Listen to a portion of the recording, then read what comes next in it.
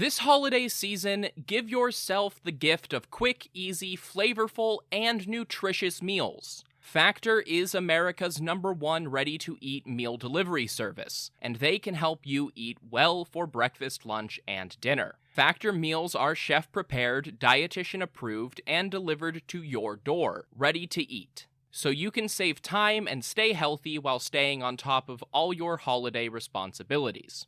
Cross meal prepping off your to-do list with 35-plus fresh, never-frozen meals that are hot and ready in just 2 minutes. Factor offers options to fit your lifestyle and preferences, whether it's calorie smart, vegan and veggie, or their protein plus option.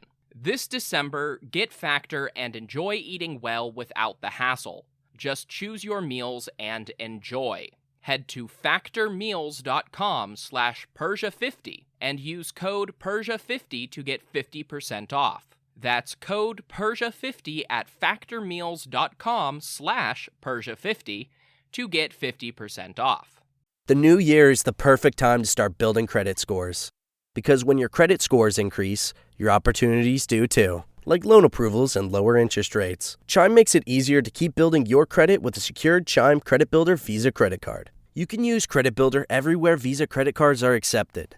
Chime helps you build your credit score safely by using your own money to make everyday purchases and on-time payments. To apply, just open a Chime checking account with a $200 qualifying direct deposit. And don't stress, there's no annual fee or credit check required to apply and get started. Start building your credit history and finding new opportunities with the secured Chime Credit Builder Visa credit card. Get started today at chime.com/build. That's chime.com/build. The Chime Credit Builder Visa credit card is issued by Bancorp Bank N.A. or Stride Bank N.A., members FDIC. Late payment may negatively impact your credit score. Results may vary. This podcast is brought to you by Royal Fratricide. Attention, princes and kings! Does your empire have 1 million or more subjects? Do you feel like you would do a better job of leading the wayward masses than your idiot brother? Or perhaps you know that he has no right to rule because you were born at a better point in your father's life. Well then, I have a deal you can't pass up. Royal Fratricide. Simply attach 1 bottle of fratricide to the end of your spear and apply it liberally to any siblings you think might threaten your ability to claim the throne. Whether they have your father's favor, a cohort of annoying priests, or just bother you sometimes, Royal Fratricide will secure your position in the history books. Go to historyofpersiapodcast.com/Royal Fratricide and use promo code BROTHERS to get 10% off your kingship today. Royal Fratricide does not take responsibility for any coups, plots, or usurpations resulting from use. This ad is to be considered parody. Hopful Media does not endorse X sides of any sort. Please stab responsibly. History of Persia is a Hopful Media podcast production. Hello everyone. Today I'd like to tell you about Audible. Audible is the internet's largest collection of audiobooks and audio entertainment. Audible has hundreds of thousands of titles to choose from, including Audible original productions that you won't find anywhere else.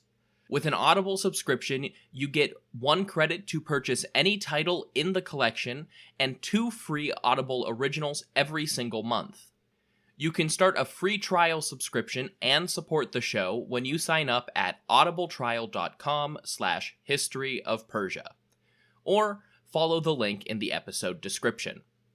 The best part is, if you cancel, you get to keep access to all of the things you have already purchased.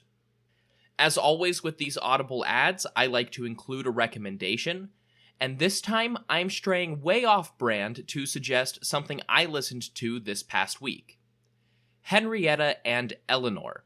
This is an Audible original retelling of the classic Dr. Jekyll and Mr. Hyde story. It was genuinely one of the most thrilling and engaging stories I've listened to in a long time, and I highly recommend it. I was hooked within minutes and stayed enthralled right to the bitter end. So if that piques your interest, go to audibletrial.com/historyofpersia or follow the link in the show notes.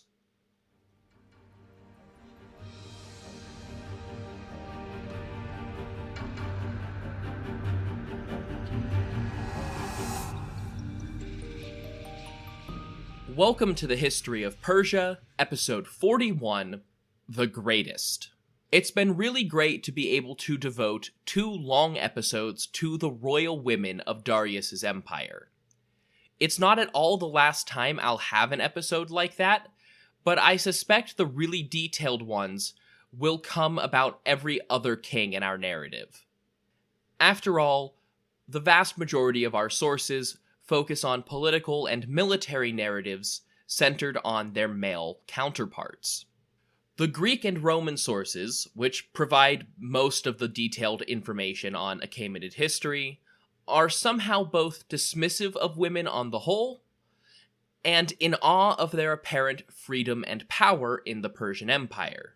And yet, the narrative follows the men. So I think it's not only fair, but necessary to spend an episode talking about the men of Darius's royal house as well. I won't have to be nearly as detailed for many of these figures, because we've either already met them or will soon. In fact, they figure less prominently in the Persepolis fortification and treasury archives than the women do, so most of what I can say does come from the regular narrative as provided by Greek sources. I'll only be covering those family members who were probably alive at the same time as Darius, i.e. the men who actually would have been part of the royal court. But if you're interested in the more ancient origins of Darius's family with people like Achaemenes, Hystaspes, and Arsames, I have good news. From April to June, the subscriber bonus episodes on Patreon and Lyceum were all about the history of Media and the Persian kings before Cyrus and Darius. You can find more information about that at patreon.com/historyofpersia, link in the description. I think the best way to organize this is probably by grouping them together by their mothers. We don't know if Darius had any stepmothers, nor do we know the name of his grandmother, so I'll group his siblings and cousins based on their fathers. That's just how we have to work with this. Age before beauty and status, Darius has a somewhat unique position in ancient history. A king whose grandfather was still living when he took the throne.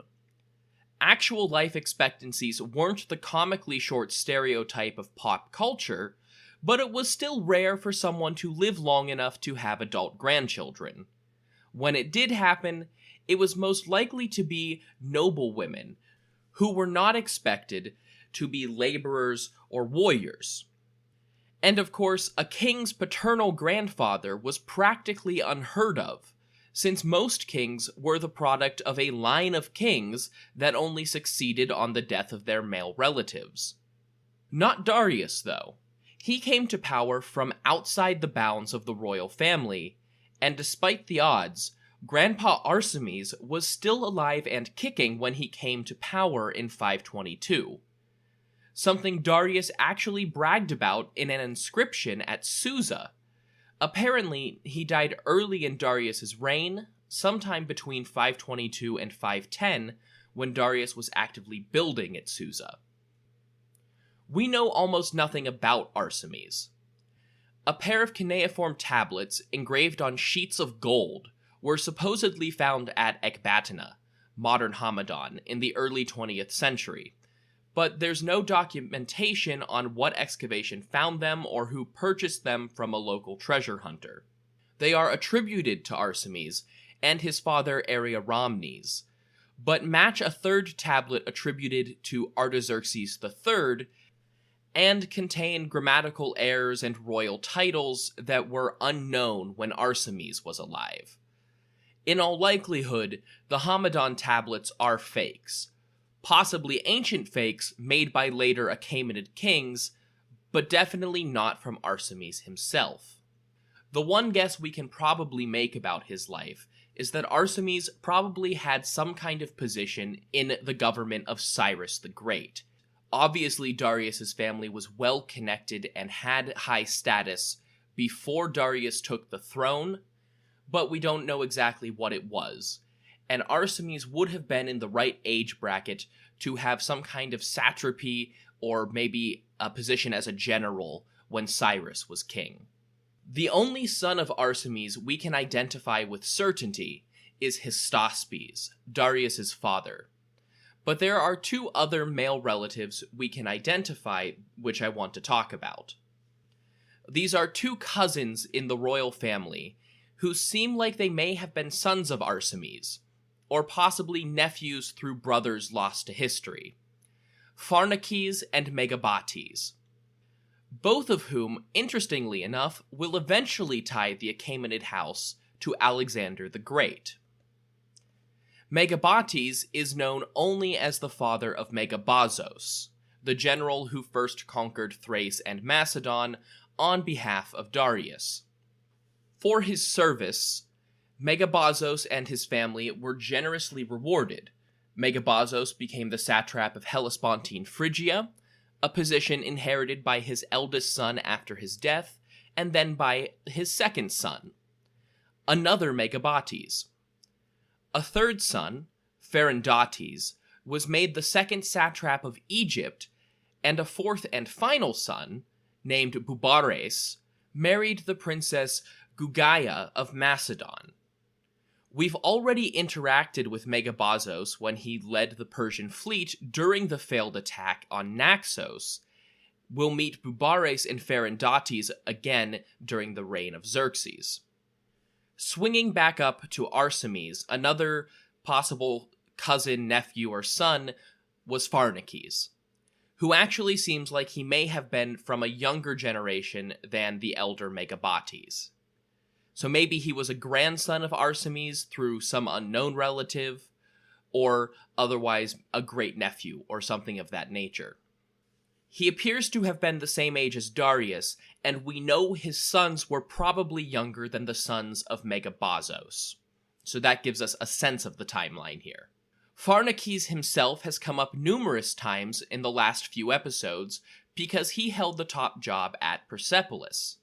We sometimes call him Mayor of the Palace. It was his job to run the administrative network that produced all of the Persepolis tablets, which may have made him the closest person to a sort of satrap of Parsa, even though that position didn't technically exist. His son, Artabazos, would go on to command armies and clash with Athens numerous times in the coming wars. He was also appointed satrap of Hellespontine Phrygia, following the last of his cousins. His descendants would go on to form the so-called Pharnakid dynasty of Phrygia, and rule the province until Alexander came, conquered, and had an affair with his thrice great-granddaughter. It's also possible that Pharnaces and Artabazos were distant ancestors of the Mithridatic kings of Pontus, who famously clashed with Rome. But on to Hystaspes, the only confirmed son of Arsames and father to Darius the Great. There cannot possibly be another person that I know of with so little personal impact on history and so few facts known about him, with so much written about him. All because of his name.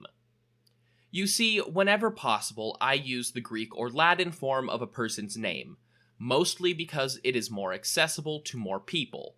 But for Hystaspes, the original Iranian form of his name is more important. Hystaspes. I actually used that version when I discussed him in a recent Patreon episode. In Zoroastrian tradition, which I'll go into more detail about in an upcoming episode, Hystaspes is the first king to support Zarathustra, Zoroaster. Like many fledgling religions, especially religions that want to radically reform the native traditions, Zoroaster and his followers were hated by the powers that be.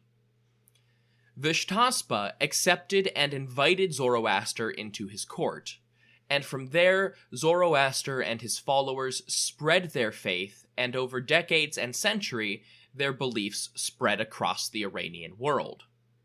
Whether or not the Achaemenids were aware of Zoroaster himself, or just practice a form of the Iranian pantheism influenced by some of his changes, the belief in Ahura Mazda as the supreme god, and of unholy Deva had clearly spread to western Iran by the Achaemenid period. All of this originated from Zoroaster's first sedentary base at the court of Hystaspes. Fast forward another millennium or so, and a tradition developed by the Sassanid period that Zoroaster had lived around the Achaemenid period. There's actually a great deal of debate about whether or not the Sassanids were fully aware of the Achaemenids at all, or if they had blended into myth entirely by the 4th century CE. The Romans, however, were fully aware of the Achaemenids by way of ancient Greek authors, and made the connection between the Hystaspes of Sassanid legend and the Hystaspes of Herodotus's Persians. It's not even clear if that started in Iran and the Romans picked up on it, or it eventually spread back to Iran from Roman sources. All we know with certainty is that Hystaspes, father of Darius, and Hystaspes of Zoroastrian fame were first documented as the same person by a Roman historian. Certainly, by the time that modern European researchers had started studying Zoroaster and Zoroastrianism, there were early attempts to follow the ancient Roman chronology. But today it is widely agreed that Zoroaster, and therefore Hystaspes, lived about 600 years before Darius and Hystaspes. In that case, we might guess that Hystaspes was named after the Hystaspes of legend, but we can't identify them as the same person. Aside from who he is not, we know very little about Darius's father. He was satrap of Parthia by 521. He may have been appointed by Darius when he seized power, or he could have been the satrap since Cyrus conquered Media. As we saw back in episodes 22 and 23, he led armies on his son's behalf twice to defeat Parthian rebels, attempting to support Fravartish, the rebel king of Media. We don't know when he died, only that he was still living when Darius had the palace built at Susa sometime around 510. I'd hazard a guess that he died sometime before the Ionian Revolt. But, given Arsames' lifespan, I suppose it's not impossible that he lived longer, though he would have been very old. What we do know is that he was probably not in charge of Parthia anymore by 493, based on documentation in the Persepolis tablets referring to Xerxes. That brings us right up to Darius's own generation. I discussed his sisters along with his minor wives and daughters in episode 39, but now seems like a good time to address his brothers, the other sons of Hystaspes, and even a few of their own sons. First, we have Artabanus, a son of Hystaspes known only as the father of Phrataguna, one of Darius's wives. And yes, also his niece. Then we have Artaphernes, and his son of the same name. We've met these two already, because Artaphernes the Elder was satrap of Lydia and oversaw the Persian armies in the First Greek War. Artaphernes the Younger then accompanied Datis as generals on the disastrous attack against Athens and fled back from Marathon. Then there's Artabanus, another son of Hystaspes, and his two sons, one named Artipheius, and the other, whose name I will not be able to pronounce, Tritant Eichmaes. Artabanus was a military advisor to Darius and would serve alongside his sons in the upcoming Second Greek War. In the category of in-laws, we have both Gobryas and Otanes, the two most powerful conspirators who orchestrated the coup against Bardia. Otanes himself was supposedly a brother-in-law to Cyrus the Great, according to Herodotus, which directly contradicts the Behistun inscription. He also takes the notable... Happy New Year, everyone! If your New Year's resolution includes learning a new language, maybe because you want to connect with friends and family, or maybe to add a new and useful skill to your resume, then Rosetta Stone is for you. Rosetta Stone is the most trusted language learning program with more than 30 years of experience behind it. They offer 25 languages, including Spanish, German, Arabic, Persian, and Chinese, as well as a lifetime membership for you to buy now and get access to all of the lessons forever. Rosetta Stone has the best speech recognition technology of any language learning app out there to help you practice speaking and get feedback on your pronunciation. The focus of the program is on having real conversations, not just knowing a few translations. It's more effective and a more fun way to learn. So start the new year with a new skill. Don't put off learning that language. There's no better time than right now to get started. For a very limited time, History of Persia listeners can get Rosetta Stone's lifetime membership for 50% off. That's 50% off unlimited access to 25 language courses for the rest of your life. Redeem your 50% off at rosettastone.com/today. Role of launching the conspiracy, even if Darius did take charge in the end. Gobryas, meanwhile, not only married Darius's sister, Ardushnamuya, and became his brother-in-law, but was also Darius's father-in-law through his first marriage. As such, he was also the grandfather of Darius's eldest sons, and may have seen himself as the father of a new dynasty. As we'll see, that was not to be, but it would be the source of conflict. We don't know when either conspirator died, but I personally suspect that Gobryas died before Darius. Not only does he seem older given the marriage arrangements, but he and his son Mardonius did not fall out of favor when Xerxes came to power, something that may have happened had Gobryas been alive to push his own grandson's claims on the throne. Speaking of conspiracy, Cambyses and Bardia were Darius's brothers-in-law several times over through Atassa and Artistone, making Cyrus the Great his deceased father-in-law as well. Bardia was also technically a father-in-law through Darius's marriage to Parmis. There's a reason this next generation is the widest point on the family trees posted on the website. This seems like a good point to move on to the next generation. Like I said before, I'll group these men by their mothers, and I'll move, as best I can, from least significant to most significant. At least, as I see them. First, we have another Hystaspes. Maybe. I genuinely can't find a primary source for this one. He was a son of Darius, but we don't know who his mother was. The only suggestion that he was actually Darius's son comes from a 19th century catalog of names, the same one that confused Rhodogune for the mother of Darius.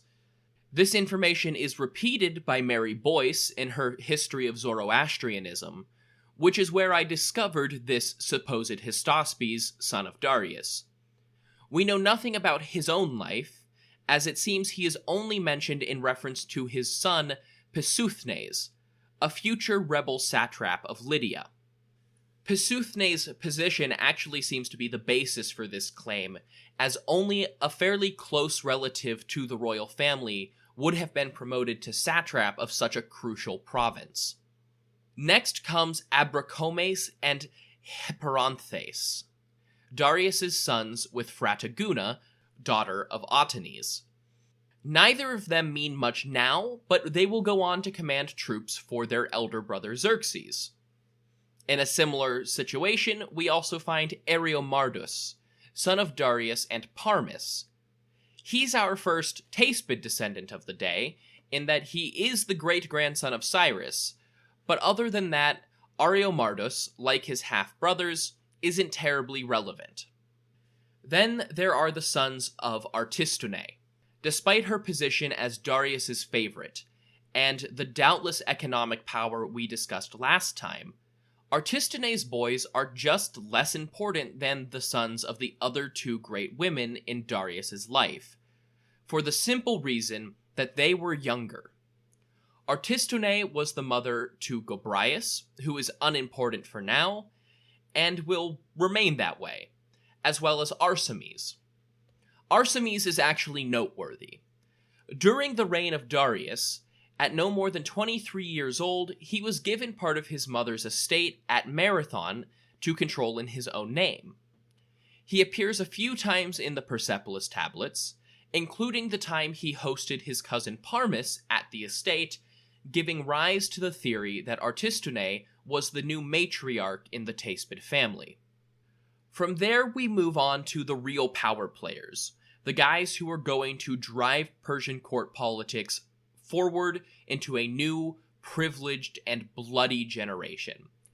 If you're going to remember names from this episode, these are the guys who you want to think about. From Darius's first marriage, we have 3 grandsons of Gobryas, through a daughter whose name we do not know. I suggested in the last episode that this could be Irdabama, the most prominent woman of the Persepolis tablets. First is Ariobignes, who is actually of very little concern for now.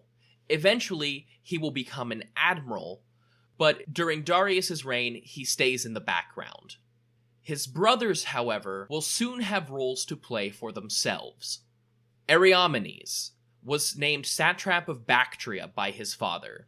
It's often said that this satrapy was saved for the heir apparent, but that doesn't seem to have been Ariamenes at any point during Darius's reign. Still, it was a very prominent position, always held by a close and trusted relative of the great king. There is also a theory that Ariamenes and Ariobignes were born after Darius seized the throne. That would make Ariamenes the first royal son of Darius's first marriage, but not the first royal son or the first son from the first marriage. It's a position of prestige, but a dubious one. It's possible that this left Ariamenes feeling entitled to something, but it's not sure if there was a basis for that claim. Then we have Artabazanes. He was indisputably Darius's eldest son. He was the first son of Darius's first marriage to the daughter of Gobryas. There can be very little doubt that he was the heir apparent for much of his life, and had Darius died on campaign in Scythia, he may have been King Artabazanes I. But it was not to be. Despite that reality, Artabazanes definitely believed it was his right to succeed his father, and was more than willing to fight for it when the time came. And finally, we have Darius's children with Atassa, our third batch of Hystaspes. The youngest son of Atassa was Achaemenes, who had no known role in Darius's administration, but was clearly an adult when his father died. We will meet Achaemenes again almost as soon as the narrative resumes, and he will remain in the background as satrap of Egypt until the reign of Artaxerxes I. Then, of course, we have Xerxes, Atassa's eldest son, and Darius's first son born as royalty. As Darius' first son with royal blood and the first grandson of Cyrus the Great, Xerxes had the edge in the competition to become Darius's heir. Despite the wars, the victories, the conquests, the propaganda, and the decades of time, Darius still had to come to power under shady circumstances, and stood on poor foundations.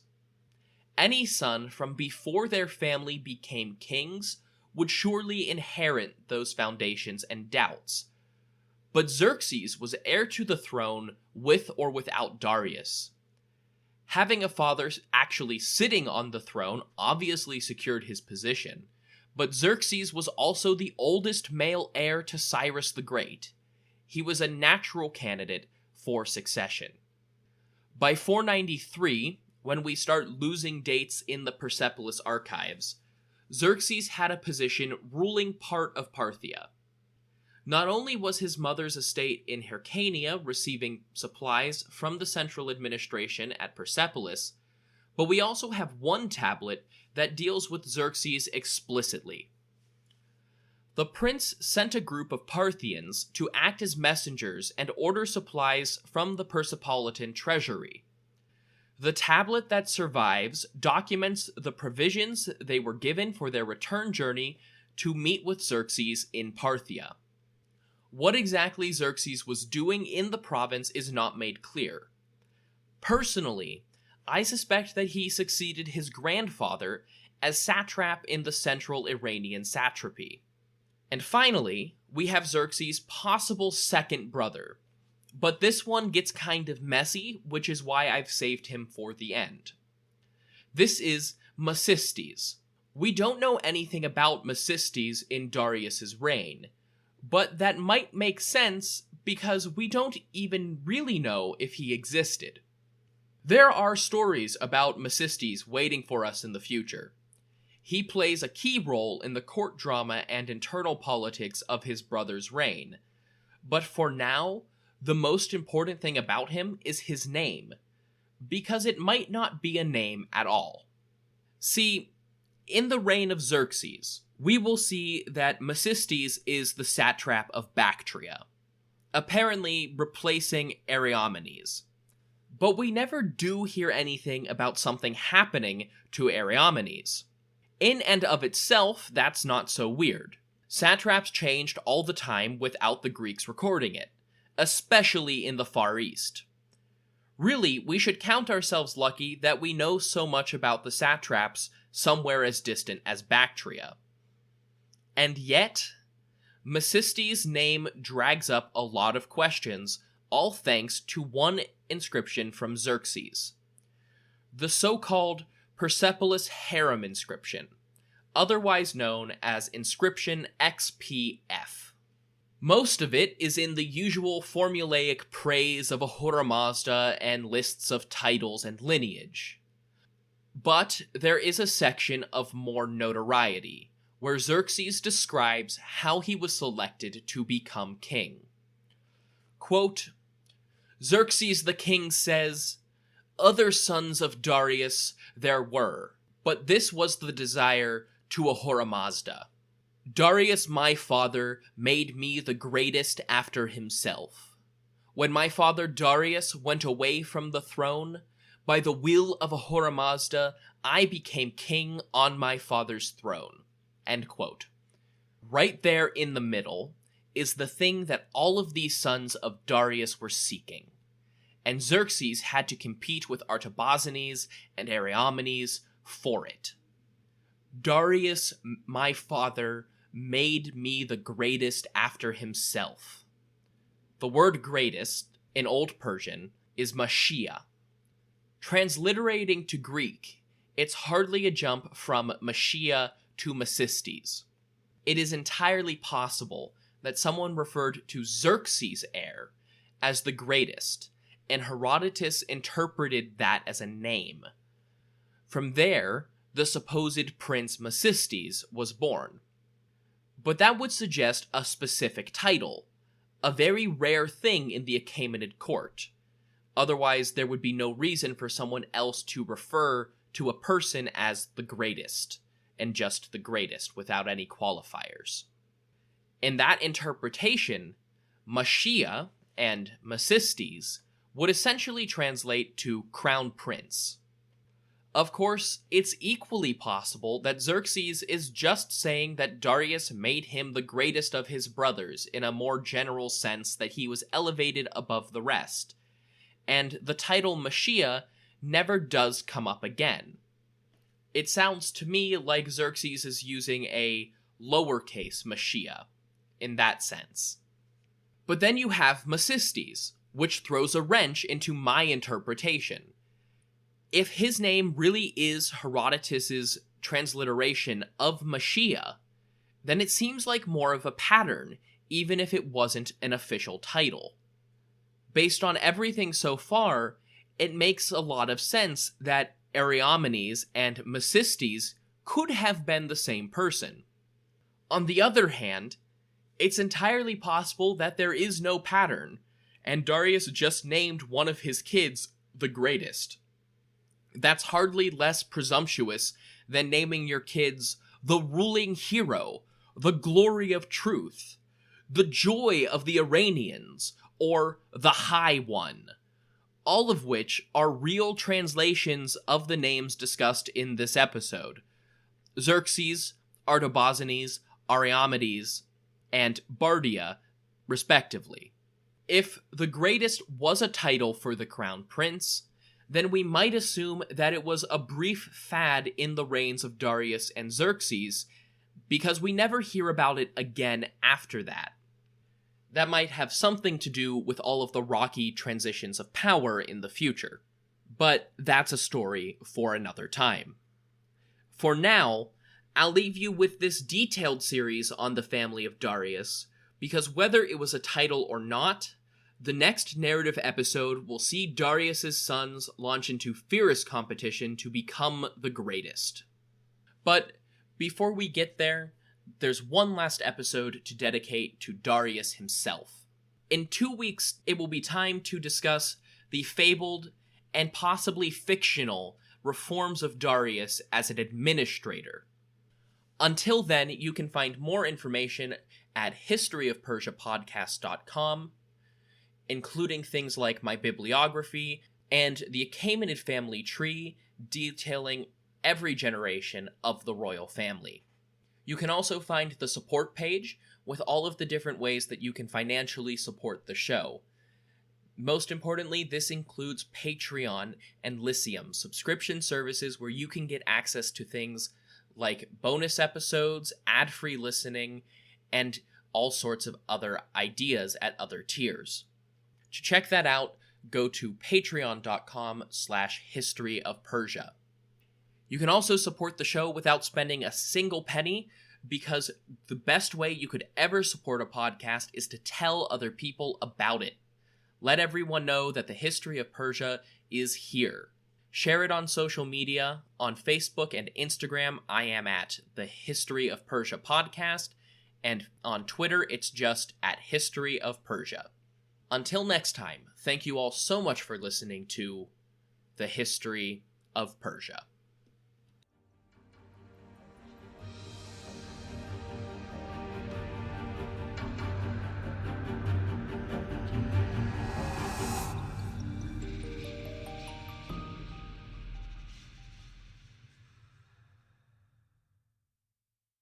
This podcast is brought to you by Royal Fratricide. Attention, princes and kings! Does your empire have 1 million or more subjects? Do you feel like you would do a better job of leading the wayward masses than your idiot brother? Or perhaps you know that he has no right to rule because you were born at a better point in your father's life. Well then, I have a deal you can't pass up. Royal Fratricide. Simply attach 1 bottle of fratricide to the end of your spear and apply it liberally to any siblings you think might threaten your ability to claim the throne. Whether they have your father's favor, a cohort of annoying priests, or just bother you sometimes, Royal Fratricide will secure your position in the history books. Go to historyofpersiapodcast.com/Royal Fratricide and use promo code BROTHERS to get 10% off your kingship today. Royal Fratricide does not take responsibility for any coups, plots, or usurpations resulting from use. This ad is to be considered parody. Hopful Media does not endorse X sides of any sort. Please stab responsibly. This podcast is brought to you by Royal Fratricide. Attention, princes and kings! Does your empire have 1 million or more subjects? Do you feel like you would do a better job of leading the wayward masses than your idiot brother? Or perhaps you know that he has no right to rule because you were born at a better point in your father's life. Well then, I have a deal you can't pass up. Royal Fratricide. Simply attach 1 bottle of fratricide to the end of your spear and apply it liberally to any siblings you think might threaten your ability to claim the throne. Whether they have your father's favor, a cohort of annoying priests, or just bother you sometimes, Royal Fratricide will secure your position in the history books. Go to historyofpersiapodcast.com/Royal Fratricide and use promo code BROTHERS to get 10% off your kingship today. Royal Fratricide does not take responsibility for any coups, plots, or usurpations resulting from use. This ad is to be considered parody. Hopful Media does not endorse X sides of any sort. Please stab responsibly.